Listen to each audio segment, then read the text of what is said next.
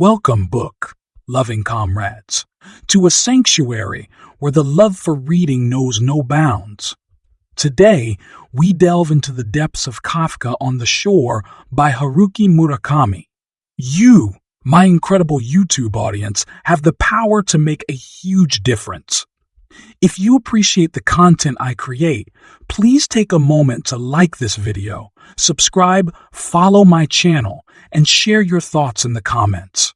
Together, we can make amazing things happen.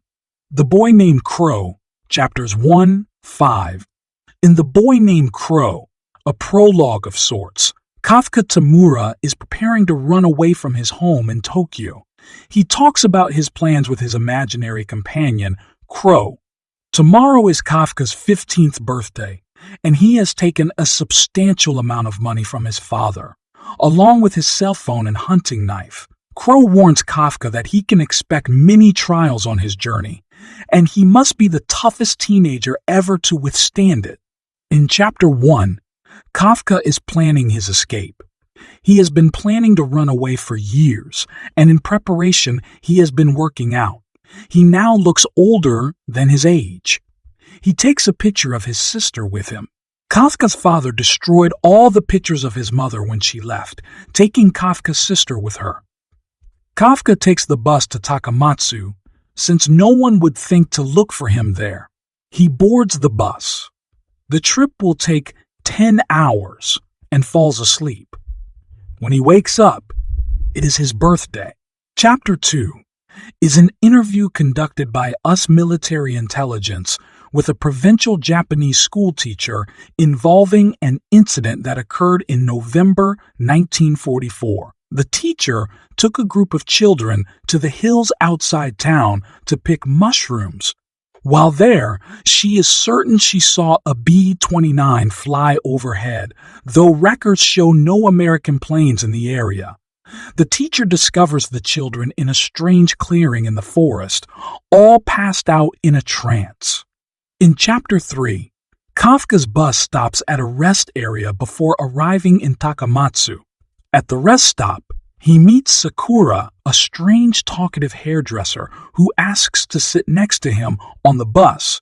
She is on her way to visit relatives in Takamatsu, and Kafka lies that he is on his way to do the same. On the bus, she mentions that she has a brother she has not seen in a while, and Kafka wonders if she is his sister. After a time, they both fall asleep. Chapter 4 is an interview with the town doctor who attended to the catatonic children in 1944. Dr. Nakazawa, upon hearing that the children had been picking mushrooms, assumes that they have been poisoned in some way. He brings many men with him on bikes to transport the children. Arriving, he is struck by the strangeness of the clearing where the children passed out. It does not seem natural. He also doubts they are poisoned.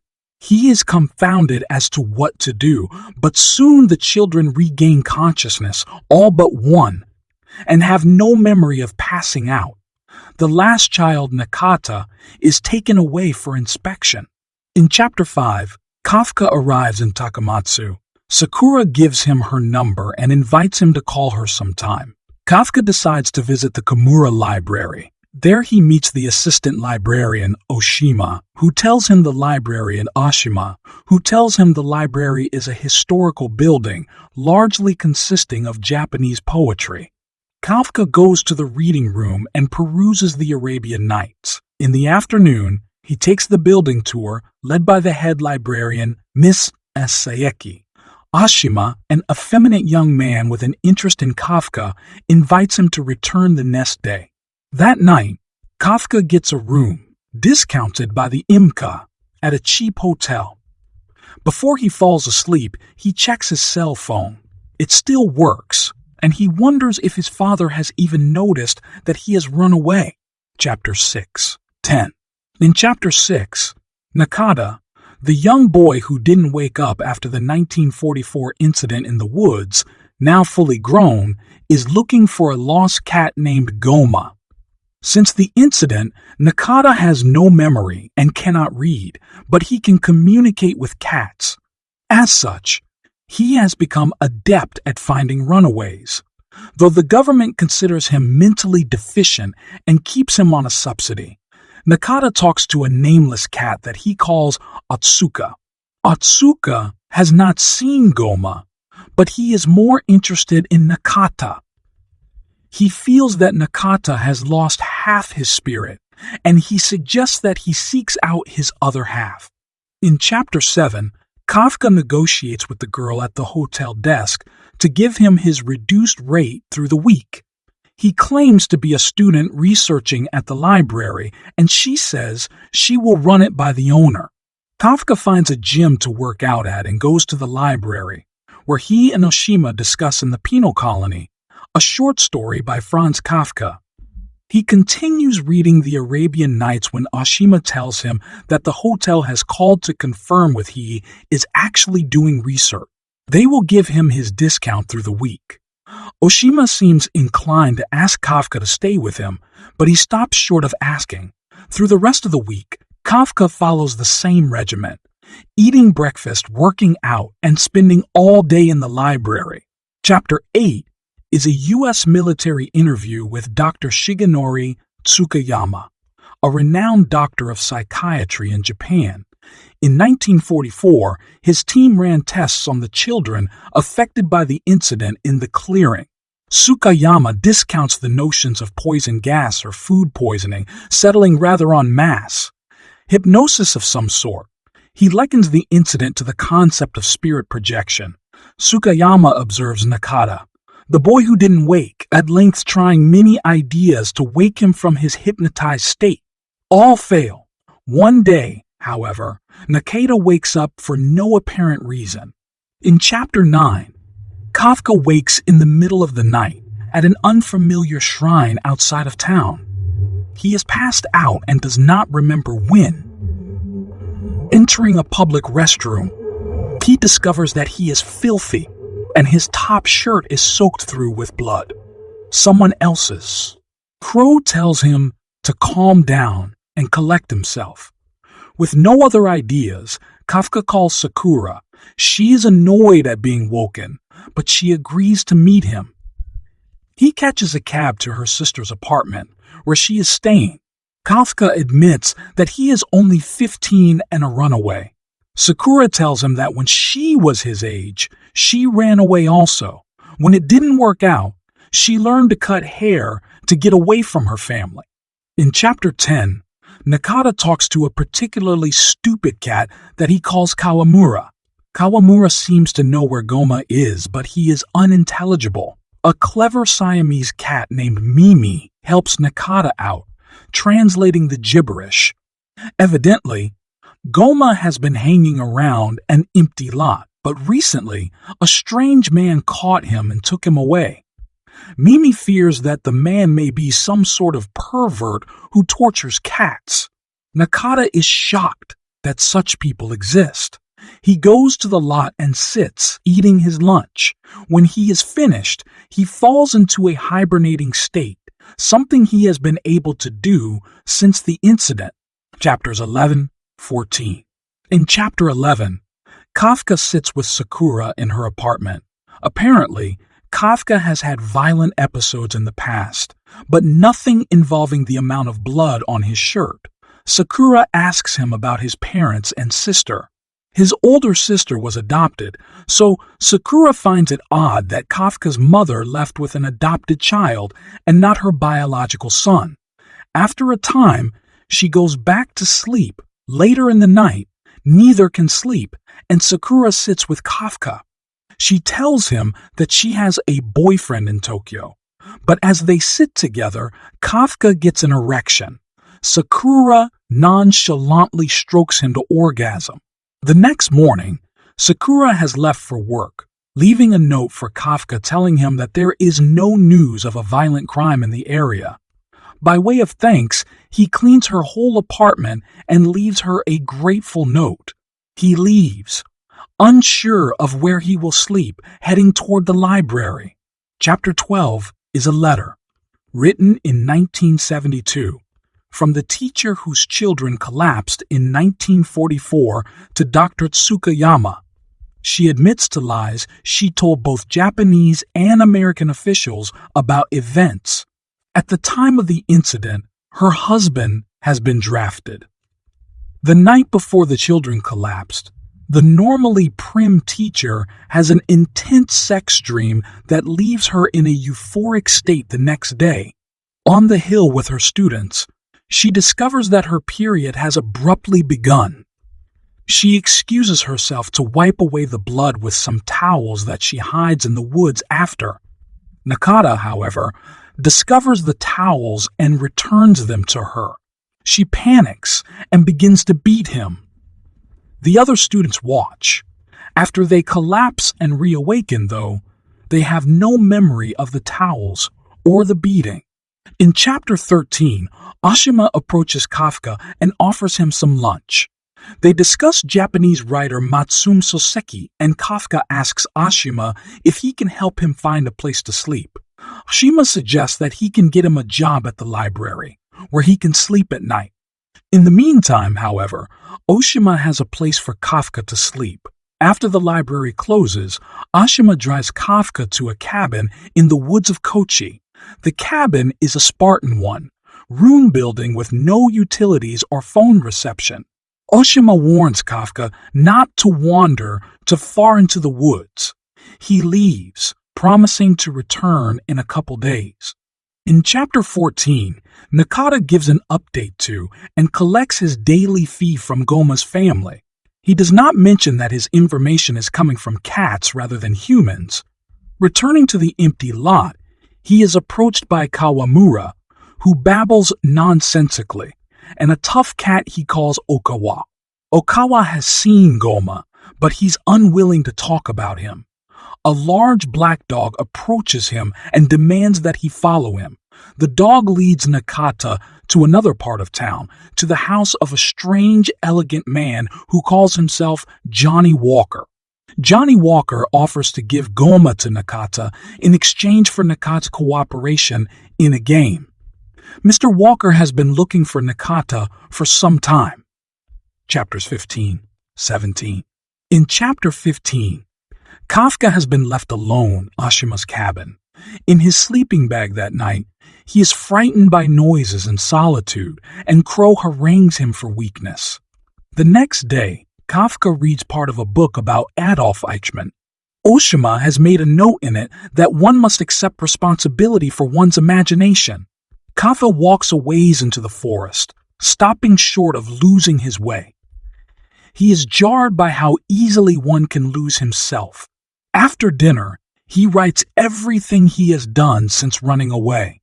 The next day, Kafka wanders farther out in the forest. That night, it rains, and Kafka washes himself. Chapter 16 returns to Johnny Walker's residence, where the large dog leads Nakata to a large freezer. Inside are the severed heads of many cats, but Goma's is not among them. Johnny Walker explains that he is taking the souls of cats to create a mystic flute to steal still larger souls. He has grown weary of his life and wants Nakata to kill him. Walker agrees to give Goma to Nakata if he does so, but Nakata feels he cannot kill a man. Johnny Walker calmly responds that this is a war and Nakata will learn to kill. Walker proceeds to murder 2 paralyzed cats in front of him, cutting out their still beating hearts and devouring them before beheading the animals. He tells Nakata that there are 2 more cats before he kills Goma. They are Kawamura and Mimi. Walker kills Kawamura, but before he can cut Mimi open, Nakata attacks him and murders him with his own butcher knife. Nakata takes Goma and Mimi with him as he leaves Johnny Walker's lodging. In chapter 17, Kafka has spent 3 days in the cabin alone, and he feels he is growing connected with nature. On the afternoon of the 4th day, he is sunbathing nude outside when Oshima arrives to pick him up. They clean the cabin and head back to Takamatsu, where Oshima says Kafka now has a job and a place to stay. Oshima was able to convince Miss Saeki to take him on as an assistant and give him one of the empty rooms in the library to him as a bedroom. Oshima goes on to tell Miss Saeki's story. She fell in love as a teenager with the son of the wealthy sake distributors what owned the library. While engaged, the man went to Tokyo for school and Miss Saeki went to visit him. There, she wrote a song for him called Kafka on the Shore. She played it for friends and eventually she was asked to record it. It became a pop hit.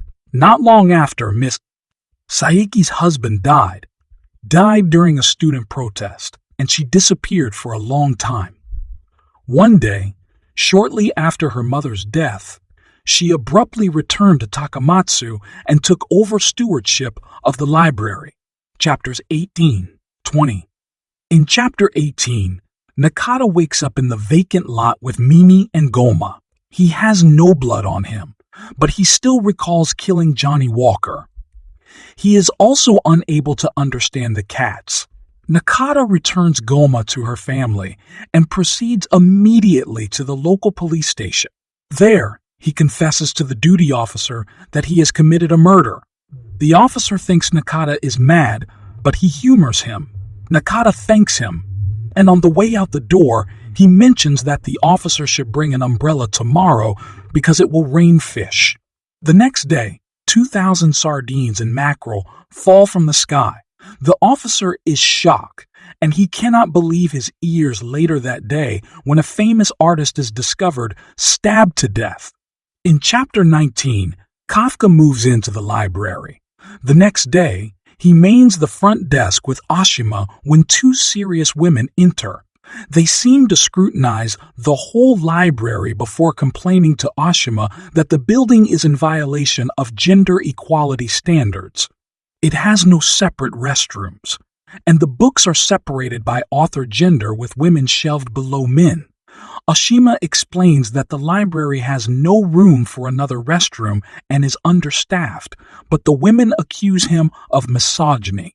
Enraged, Oshima fires back that he is, in fact, a woman. He was born with female genitals and his breasts never developed. As such, he lives his life as a gay man, assuming a male identity and engaging in anal sex. The women are chastened and leave. After they do so, Oshima and Kafka sit together. Oshima is sickened by people who act out of dogmatic certainty, that lack imagination.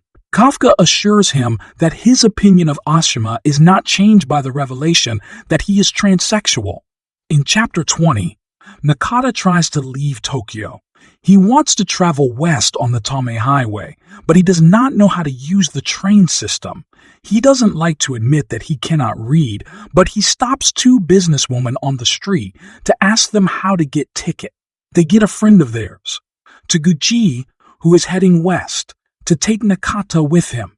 Nakata can hitchhike from there. On the road, Taguchi confides all of his secrets to Nakata, who listens quietly. At a rest stop, Nakata hitches a ride with older trucker who asks him on the road what his political views are. The trucker himself is a communist. At the next rest area, Nakata has difficulty finding another ride. He happens upon some bikers beating a man. Nakata feels the same rage building that he had with Johnny Walker.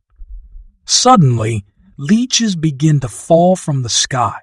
After the rain of leeches, Nakata gets a ride with a vulgar young driver called Hoshino, because he reminds Hoshino of his senile grandfather. In Chapter 21, Kafka reads about the murdered artist in Tokyo. The artist is his father, Koichi Tamura. He is terrified because the night his father was murdered was the night he blacked out and awoke covered in blood. He could not have gone to Tokyo in that time, but he wonders if he is still somehow responsible. He tells Oshima that when he was young, his abusive father told him that one day Kafka would murder his father and sleep with both his mother and sister. Chapters 22-24. In Chapter 22, Hoshino treats Nakata to dinner at a rest stop and asks him where he is headed. Nakata says he wants to go over the bridge to Shikoku and figure out from there. The next day, Hoshino arrives at his destination and tells Nakata to wait in a small park while he unloads his freight. Evidently, when Nakata finished primary school, he learned the trade of traditional woodworking. He assisted a carpenter well into middle age when his mentor died and the shop closed. Afterward, he invested his retirement in a condo project sponsored by his cousin. The cousin lost all the money to loan sharks and disappeared. Since then, Nakata has lived in a flat arranged by one of his brothers. The company of cats has been his only joy until now. Hoshino returns and asks Nakata if he can join him in his travels for the next couple days. Nakata agrees. Chapter 23 picks up right after Chapter 21 ends. Kafka abruptly wakes in his room to see a spirit of a beautiful teenage girl. She looks at a painting in the room of a boy looking at the water from a beach. Then she vanishes. Kafka is smitten and unsure what to do. The next day, he asks Oshima to get him a copy of Miss Saeki's hit song on vinyl. Oshima gets a copy from his mother, and sure enough, the picture of Miss Saeki on the sleeve is a slightly older version of the spirit he saw. Kafka asks Oshima if a ghost can exist when the person is still alive. Citing folklore, Oshima says it can if the intentions of the living person are evil. Kafka listens to the song and determines it has been written about the picture on his wall. It also mentions knives, rains of fish, the entrance stone, and the Sphinx, Oedipus's nemesis, reflecting Kafka's father's Oedipal prophecy. At night, he goes to sleep, anticipating seeing the apparition again. Chapters 25-29. In Chapter 25, the spirit of the teenage Miss Saeki again visits Kafka. He realizes when he wakes in the dawn hours that he is in love with the spirit, and the spirit is in love with the spirit, and the spirit is in love with her long-dead lover. Kafka asks Oshima if he can find the music to Kafka on the shore, and he wonders aloud if Miss Saeki is his mother. Later that day, Kafka brings Miss Saeki coffee, and she asks him why he ran away from home. As they talk, she says he reminds her of a boy she knew long ago. She also mentions that she wrote a book of interviews with people who had been struck by lightning. That night, Kafka recalls that his father, when younger, had been struck by lightning on a golf course. In Chapter 26, Hoshino and Nakata go to the Takamatsu public library, not the Kimura, to figure out what the entrance stone is. They spend all day there with no luck. That night, after Nakata goes to sleep, Hoshino cannot. He gets a drink at a bar, and on his way back, he runs into Colonel Sanders. The colonel is working as a pimp, and he offers Hoshino a deal on a beautiful girl. Hoshino declines, but Colonel Sanders sweetens the deal by offering to show him where the entrance stone is. Hoshino agrees. The morning after Kafka is visited yet again by the spirit, in Chapter 27, Oshima is interviewed by the police. They know that Kafka came to the library, but Oshima lies, saying he hasn't seen the runaway in days. When Kafka brings Miss Saeki her coffee that day, he bluntly asks her if she has any children. She does not answer. That night, Kafka wonders if he is in love with the younger or the older Miss Saeki. In Chapter 28, Colonel Sanders takes Hoshino to a religious shrine to meet the prostitute. She is knocked out, and after they go to a hotel, she has hours of sex with him while reciting Hegel. After they are finished, Colonel Sanders offers to take him to the entrance stone. Hoshino is momentarily dubious, thinking the offer is too good to be true, but he goes along. In Chapter 29, Kafka calls Sakura to warn her that the police know that he called her phone weeks back. That was how they traced him to the library. And to tell her he is safe, he says he is in a surreal situation, and she suggests he come back to her place. She likes him, but he tells her that he is in love with someone else. Sakura tells him that if he ever needs to talk, he should call her. That night, Kafka thinks he sees the spirit enter his room, but this time it is the real Miss Saeki, sleepwalking. She strips and gets in bed with him, thinking he is her long-dead husband. They make love, and she leaves immediately after. Chapters 30-33. In Chapter 30, Sanders explains to Hoshino that his is a spirit, neither God nor Buddha, that chooses his earthly form as he goes along. He needs the help of a mortal with a task, and giving him the entrance stone is part of that task. They arrive at a vault at a religious shrine, and Sanders tells Hoshino that this is where the stone is located. Hoshino is unsure about robbing a shrine, but Colonel Sanders assures him that it is okay.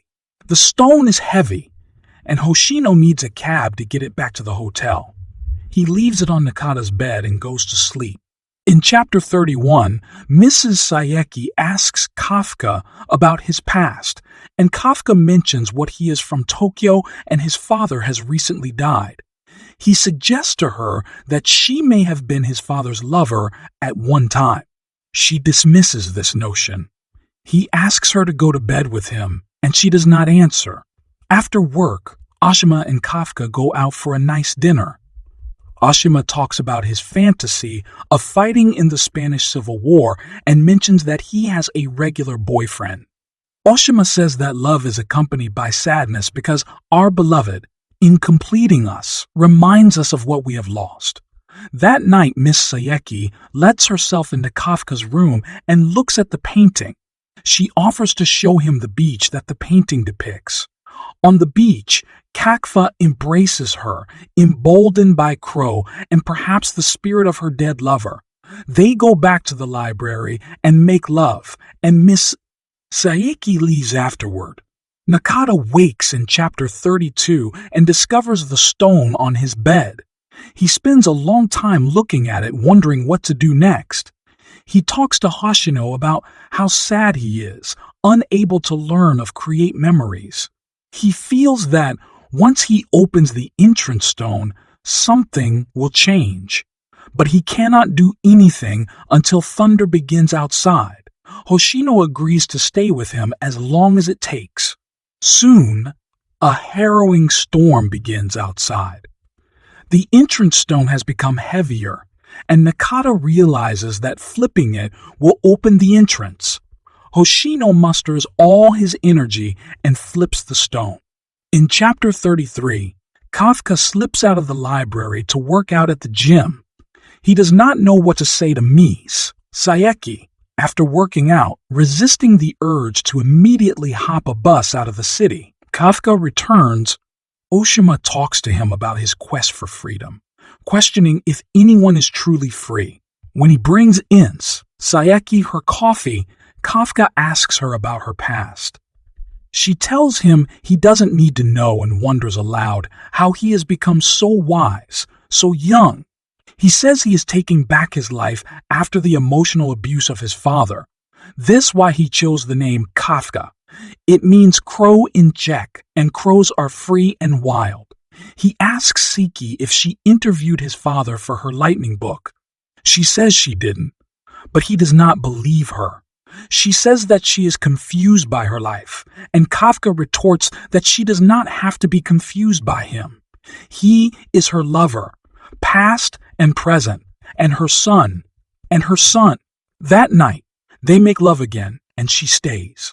Chapters 34-37. Chapter 34 begins after the entrance stone has been flipped, and the storm is passing. Hoshino is confused that nothing seems to have changed since the opening. Nakata is tired and goes to sleep.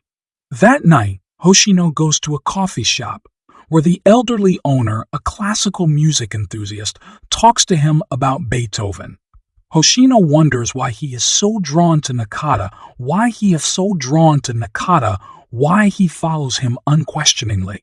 The next day, Nakata has not awoken, and Hoshino takes in a double feature of Truffaut films. He thinks about his life, how he should be smarter than he is. He goes to the coffee shop and talks to the old man about classical music again. Hoshino finds Nakata still asleep in chapter 36.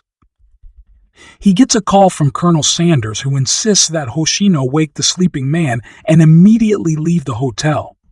Police are sweeping the hotels of Takamatsu, looking for Nakata. Colonel Sanders has arranged an apartment for the two men. Hoshino wakes Nakata and asks him why the police might be looking for him.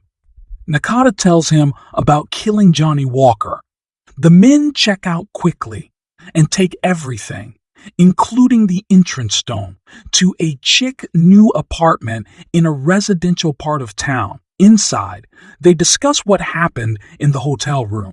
Nakata says that the stone definitely opened something, somewhere, but he does not know the next step. The two men walk to the beach. Hoshino promises Nakata they will go to an aquarium after things blow over. In chapter 37, Oshima and Kafka arrive at the cabin. Oshima is tired and lays down for a nap. Kafka, meanwhile, puts away the groceries and reads a while. When Oshima wakes up, he again warns Kafka against wandering too far into the woods. During the war, a regiment of soldiers trained in these woods and two disappeared, never to be found. Oshima leaves, and Kafka lies down in bed. He cannot get thoughts of Miss Saeki out of his head. Chapters 38-42. In chapter 38, Hoshino rents an inconspicuous car and brings it back to the apartment. There, Nakata talks to him about the stone, which is telling him that some place nearby has what they need. The next day, they begin driving around Takamatsu, looking for the mysterious location. They drive all day, but Nakata does not find it. The normally patient Hoshino is getting irritated. They return home, dejected, but they plan to cover more ground the next day. The next day passes without their finding anything, but on the way home, they get lost in the neighborhood surrounding the apartment. They happen upon the Komura Library, and Nakata is certain that it is his destination. Unfortunately, today is Monday, and the library is closed. They will return tomorrow. Kafka wanders into the forest around the cabin in chapter 39. He carries survival supplies and heads farther out than ever before. That night, he dreams about raping Sakura. She begs him not to, saying that, although it is a dream, she is his sister. He orgasms and wakes up. In chapter 40, Nakata and Hoshino enter the library and are greeted by Oshima. Hoshino reads a book about Beethoven, and at lunch, he converses with Oshima. In the afternoon, Nakata and Hoshino take Miss Saeki's tour of the building. Nakata mentions that he is from the area where Kafka's father was murdered, and Hoshino is nervous. Miss Saeki disregards this, though, and continues with the tour. Afterward, the two men go back to the reading room. Suddenly, Nakata dashes out and bursts into Miss Saeki's study. He wants to talk to her about the entrance stone. She agrees and closes the door so that they can speak in private. Kafka again wanders into the woods in chapter 41. He is forging a trail with a hatchet, arguing all the while with Crow. He has been fighting against his father's curse all his life, culminating in his metaphysical rape of his sister last night. The war within him is destroying him. He throws away his survival supplies, except his father's hunting knife, and presses farther into the forest. In chapter 42, Mrs. Saeki and Nakata talk. They are companions with incomplete shadows. He cannot live except in the present, and she cannot live except in the past. She opened the entrance stone when she was 20 to save her husband. She was punished for doing so, first with his death, then with her inability to forget their love.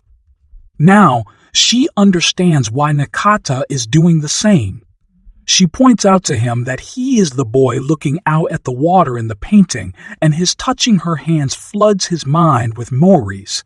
Miss Saeki gives Nakata a stack of papers that tell the story of her life. She asks him to burn them. Nakata leaves with Hoshino to find a safe place to burn the papers, and Oshima mans the front desk.